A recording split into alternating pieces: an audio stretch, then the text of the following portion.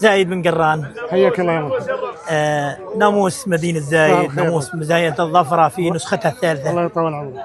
حدثنا عن ماذا يعني لك هذا الناموس وماذا يعني لك هذا؟ ناموس وخير وافراح، الله يعز حكومتنا.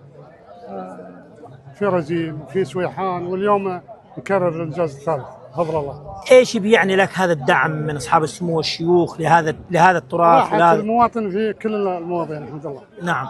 الله يعزهم، الله يعز عليك.